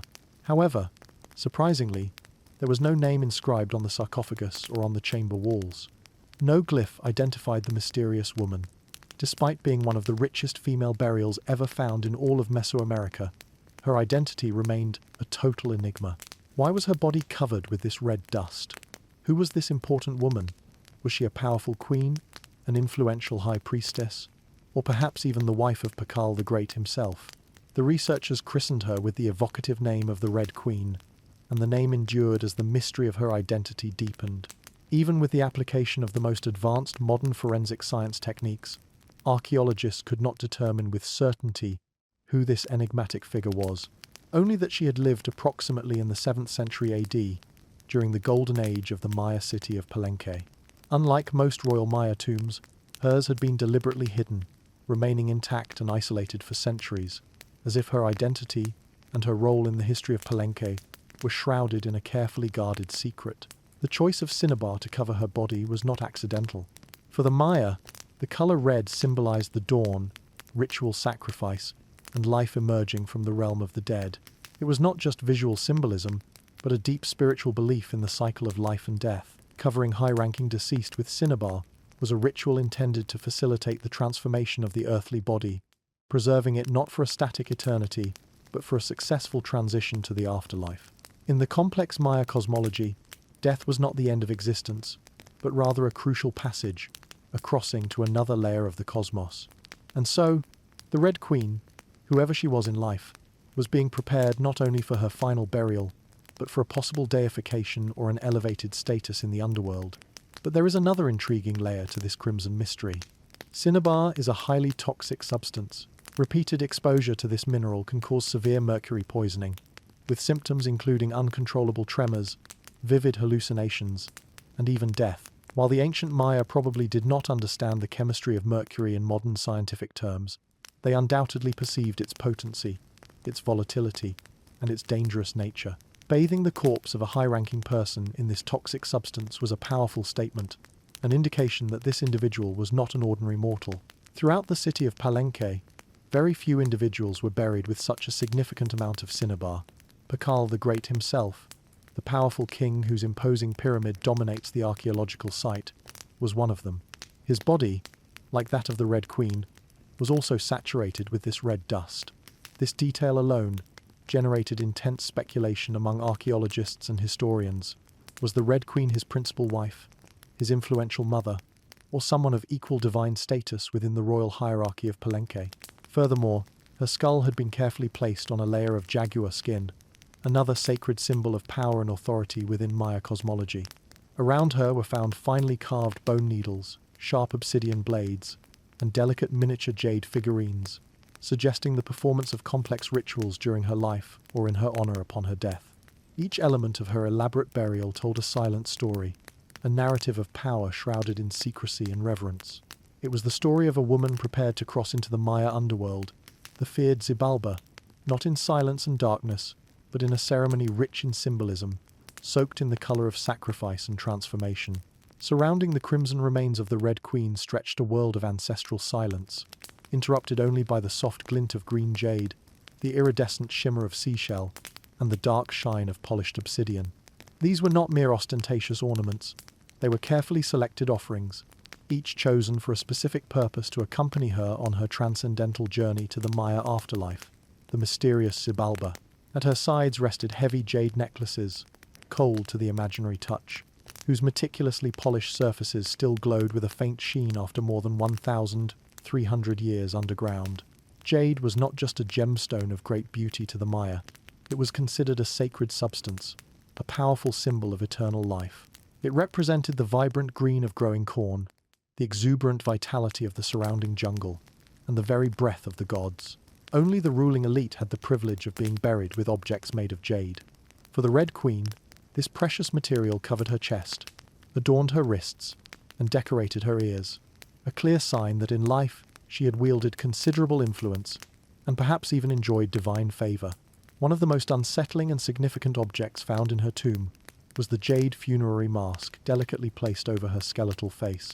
Unlike the gold masks of the Egyptian pharaohs, this Maya mask was subtle and complex, constructed from dozens of tiny green jade mosaic tesserae, precisely arranged to mimic the contours of her skull. It is believed that the mask served a crucial ritual function to protect the soul of the deceased, preserve her identity in the afterlife, and present her as a divine figure before the eyes of the underworld gods. Scattered near her bones, archaeologists also discovered finely carved bone needles, sharp volcanic obsidian blades, and small artifacts made from seashell. These objects could have been tools used in specific rituals performed during her life, or symbols of her elevated status as an influential priestess, a respected healer, or a royal matriarch of a powerful lineage. A small bone pin was engraved with intricate designs, faint but intentional, a small, silent echo of her voice lost in the labyrinth of time. At her feet and along the edges of the tomb, several still-sealed ceramic vessels were found, which likely once contained valuable offerings, nutritious food, ritual drinks, or aromatic incense to sustain her spirit on her journey beyond earthly death. The ancient Maya believed that the afterlife was a dangerous and arduous journey, filled with multiple layers and challenges that the soul of the deceased had to overcome. These funerary objects were not mere luxuries intended to display wealth. They were spiritual necessities, essential provisions for the journey to the underworld. The arrangement of the objects within the tomb feels intimate and carefully planned, not overloaded with pomp, but intentional and full of symbolic meaning. There was no dazzling gold, no elaborate chariots, no excessive ostentation, only objects chosen with a deep spiritual and cultural weight. It was, in essence, a symbolic map for the soul on its journey. Through these silent treasures, we glimpse the complex understanding the Maya had of death, not as an absolute end, but as a transcendental transition of power and status to another realm of existence. The Red Queen was not buried to be forgotten. On the contrary, she was being meticulously prepared to ascend to a higher plane of existence. Despite all the grandeur and evident wealth of her tomb, the Red Queen left behind a disturbing and persistent void in the annals of Maya history. No name, no commemorative inscription adorned her stone sarcophagus. No glyph on the walls of the burial chamber identified her beyond a doubt. Clearly, she was a figure of considerable power and influence within Palenque society. But who exactly was she? From the moment her sealed tomb was opened, scholars and archaeologists began the arduous task of trying to connect the fragments of evidence and unravel the mystery of her identity. The most convincing and widely accepted theory to date is that the Red Queen might have been Sakbu Ajar, the wife of the renowned Kinish Yanab Pakal, known today as Pakal the Great, the most famous and long-lived ruler of the Maya city of Palenque. Sakbu Ajar was much more than Pakal's consort. She came from a noble lineage and married into the royal dynasty of Palenque at a young age, strengthening her husband's political alliances. She gave birth to at least 3 sons, all of whom held high positions within the Palenque administration, and she played a key ceremonial role during her husband's long and prosperous reign. If anyone deserved to be buried with such honor and wealth, it was undoubtedly her. Supporting this theory is the strategic location of her tomb, situated just a few meters from Pakal's own grand burial site in the monumental Temple of the Inscriptions. This proximity suggests a deliberate pairing, an eternal bond between husband and wife, rulers even in the realm of the dead. And then there is the significant presence of cinnabar. Only 2 burials in the entire archaeological site of Palenque have been found with such an intense covering of this red dust, that of Pakal and that of the Red Queen. It is highly unlikely that this is a coincidence, suggesting a shared ritual or status link between the 2 individuals. But this is where the mystery deepens even further. DNA tests were performed on both sets of remains, with the fervent hope of confirming a direct family connection, but the results were inconclusive. The woman's bones showed no direct maternal link to Pakal. However, this did not completely rule out a marital relationship, as marriage does not necessarily require shared blood ties. Some researchers have argued that the Red Queen could have been Lady Sakkayuk, the powerful mother of Pakal, who ruled Palenque as Queen Regent before her son came of age.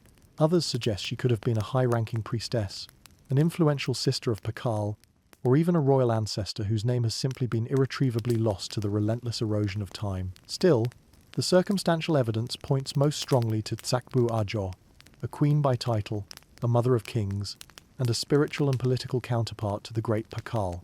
The absence of a name inscribed on her tomb might not be a simple oversight by the Maya scribes, but perhaps an intentional act. In the complex Maya cosmology, it was believed that the soul persisted not through engraved monuments, but through the continuity of rituals, the strength of sacred symbols, and the persistent whispers of the land itself. And so, the Red Queen remained suspended on the threshold between legend and historical truth. A woman who ruled through her influence and her lineage, remembered not in carved stone, but in the mysterious scarlet color and the profound silence of her ancestral tomb. To truly understand the importance of the Red Queen and her role in the Maya society of Palenque, we must delve into the intricate world from which she came. A world where Maya women, especially those belonging to royalty, wielded much greater political and religious influence than is often recognized. In Maya civilization, politics was often a complex family affair, where marital alliances and maternal lineages played a crucial role in the legitimacy of power. Royal women were not mere passive consorts relegated to the domestic sphere, but acted as skilled diplomats, influential priestesses, and powerful agents of power in the intricate web of dynastic politics. They actively participated in religious rituals of great importance, sponsored the construction and maintenance of sacred temples, and played fundamental roles in the preservation of dynastic legitimacy and the continuity of the royal lineage. Their own maternal lineages constituted valuable political capital, used strategically to forge alliances with other noble lineages and secure the claims to the throne of their sons and husbands. Take the example of Lady Sakkayuk, the mother of Pakal the Great himself. When the throne of Palenque was unexpectedly left vacant, she herself took the reins of power and ruled wisely as queen regent until her son reached adulthood and was prepared to assume his responsibilities as king. She was not simply a decorative figure or a mere political pawn. She was a ruler in her own right, issuing important decrees and overseeing ambitious construction projects that contributed to the greatness of Palenque. Without her firm leadership and astute diplomacy, it is possible that Pakal would never have ascended to the throne, and Lady Sakkayuk was not an isolated anomaly.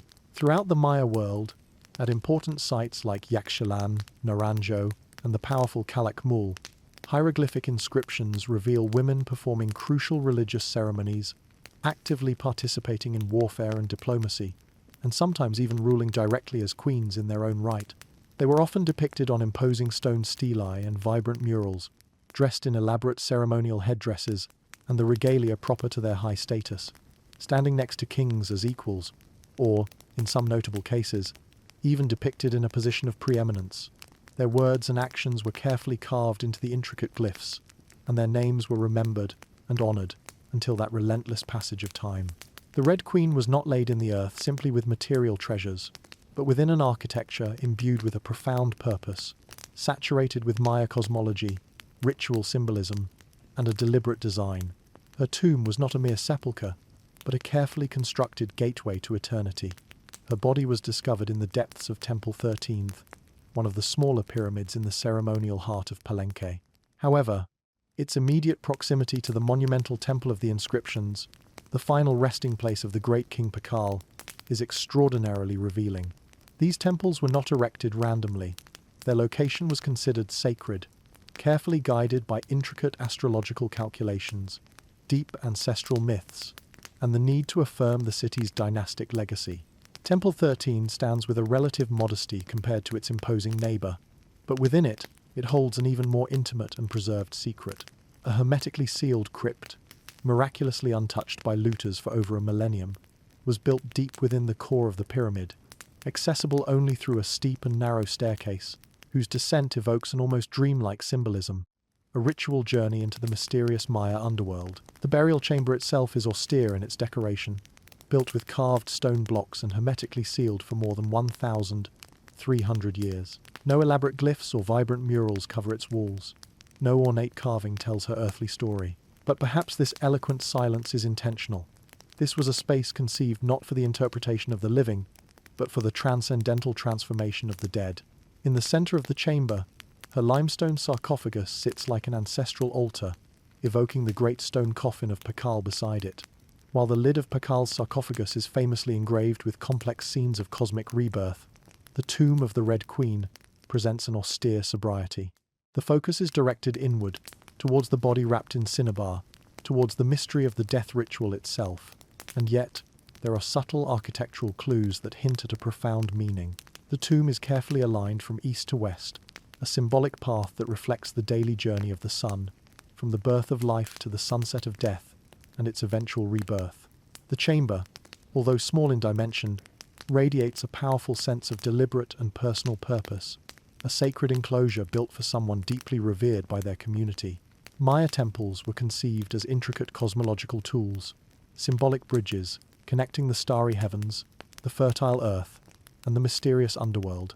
To be buried in the heart of one of these sacred temples was to be elevated beyond the purely human realm, approaching the domain of the divine. The eternal home of the Red Queen was not an afterthought or a random choice, but a carefully constructed sanctuary, a place where death was transmuted into the promise of a spiritual transformation. Her bones rest on the ancestral stone. Her essence seems imbued in the red dust of cinnabar, and her legacy endures in the very silent architecture of the temple. A temple that speaks without words, telling us unequivocally that she mattered deeply in the cosmic fabric of her world. For the ancient Maya, Death did not represent the absolute end of existence, but rather a transcendental threshold, a sacred and perilous passage to the underworld known as Xibalba. And for someone of the Red Queen status, this crossing was not merely a spiritual event, but also possessed political, cosmological, and deeply ritualized dimensions. Maya funeral rituals were carefully choreographed events, rooted in ancestral myths, and intended to guide the soul of the deceased through the treacherous layers of the underworld, navigating its numerous trials and challenges.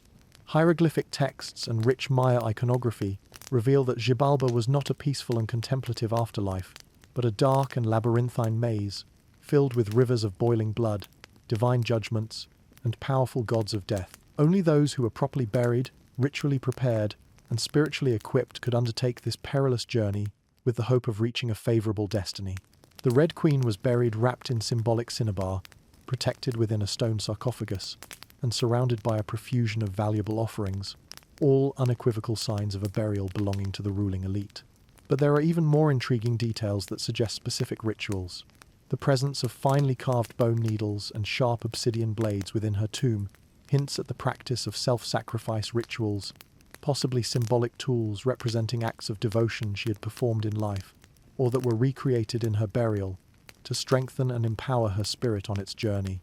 Her impressive funerary mask, meticulously assembled with hundreds of small green jade tesserae, was not simply a sumptuous ornament, but may have served as a spiritual vessel, preserving her face and identity as her soul traveled to the afterlife. In the complex Maya belief system, the face was considered a mirror of the soul, and the soul needed to be recognized by the powerful gods of the underworld to ensure a safe passage.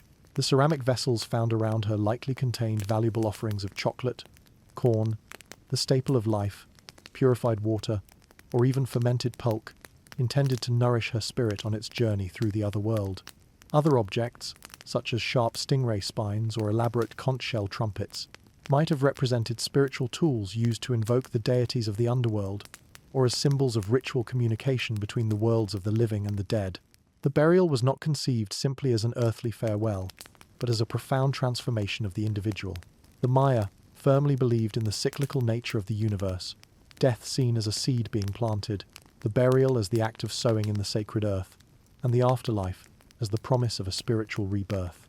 Kings and queens were often considered as earthly incarnations of the ancestral gods, and at the time of their death, they were expected to return to those divine origins, reintegrating into the sacred order of the cosmos.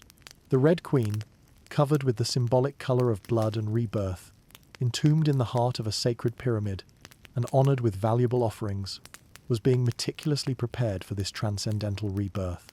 Not as a simple mortal, but as an elevated being linked to the divine order of the Maya universe.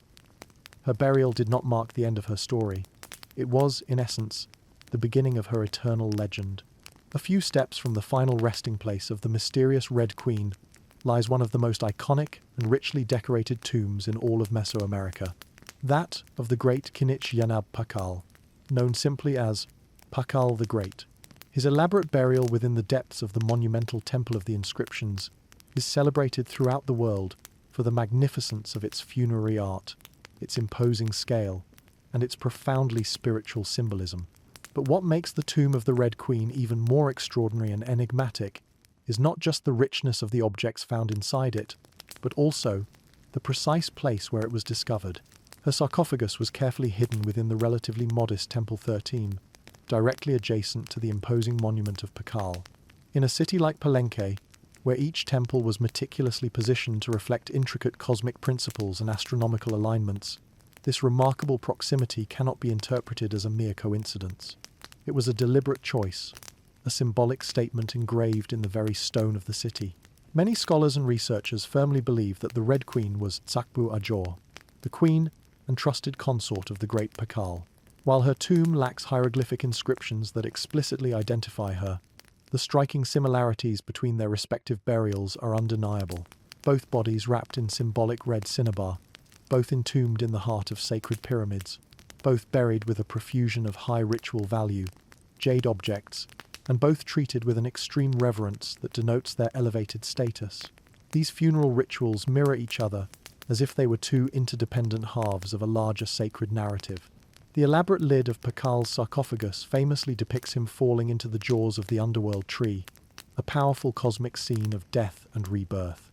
The more austere tomb of the Red Queen contains no such explicit iconography, but the symbolism lies in the very pairing of their resting places.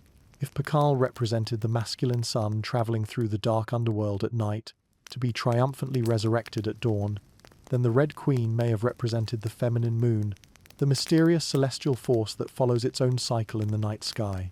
Together, they embodied a fundamental cosmic duality: the masculine and the feminine, the king and the queen, the sun and the moon, order and ritual intertwined. In the complex Maya mythology, government was not conceived as a singular entity, but as a relationship of balance and complementarity.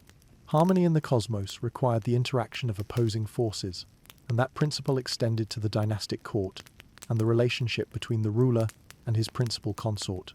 By placing the Red Queen's tomb so close to Pakal's, the Maya were preserving not just an earthly marriage, but a cosmic partnership that transcended life and death.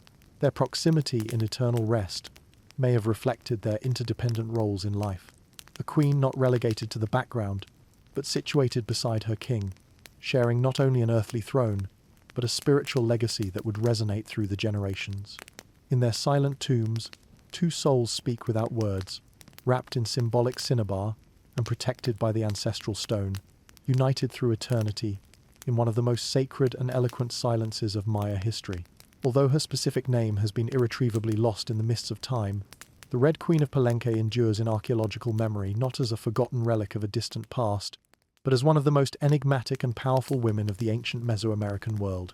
Her tomb, sealed for more than 13 centuries, now whispers stories through time, inviting fascinating questions that resonate more strongly with each new archaeological discovery. She represents a captivating mystery that still resists a complete and definitive understanding. We may never know for sure who she was exactly. No glyph carved in stone revealed her name. No account from the ancient Maya has bequeathed us her personal story. And yet, the extraordinary care evident in her burial, the astonishing richness of her funerary offerings, the profound symbolism of her bones imbued with the scarlet color of rebirth, all speak eloquently of a woman of profound importance. Not simply as the wife or consort of a great king, but as someone who wielded real and tangible influence, possessed significant spiritual weight, and belonged to a truly royal bloodline. Today, the Red Queen forces us to reconsider our previous assumptions about the role of women in ancient societies. She is a powerful reminder that in the sophisticated Maya world, women were not silent and passive figures in a world dominated by men. They led important religious rituals, ruled powerful cities, and shaped the course of royal dynasties. While renowned kings like Pakal have long held the spotlight in the historical narrative, the intriguing resurgence of the Red Queen reminds us that power did not belong exclusively to the male domain. It also flowed through influential mothers, astute queens, revered priestesses, and bold visionaries. Her legacy transcends the valuable treasures that were buried with her. It resides in the fascinating conversation she has initiated and continues to generate among archaeologists, historians, artists, and modern storytellers. Each carefully carved jade bead, each layer of symbolic cinnabar, each deliberate architectural choice in the construction of Temple 13 communicates something profound and significant about her. This woman was fundamental to the social, political, and spiritual fabric of her time. And so, as the image of the Red Queen and her silent temple begin to fade in the confines of your mind, take a moment to reflect on the intricate dance of power, mystery, and legacy that we have explored together. In the heart of ancient Palenque, a woman whose name has been lost to time reminds us of the endurance of the human spirit and the fascination that the secrets of the past hold over us. If this dreamlike journey through time and history has resonated with your curiosity and has given you a moment of peace and reflection, we invite you to join our community. Subscribe so you do not miss future journeys to ancient worlds and fascinating stories. Share your thoughts and reflections in the comments. We would love to know what the story of the Red Queen evoked in you and what other mysteries of the past you would like to explore in future videos. A like helps us to continue creating these immersive journeys for you. May the ancestral silence of Palenque and the enigmatic presence of its Red Queen accompany you in your dreams, leading you to a deep and restorative rest. Until our next journey through time,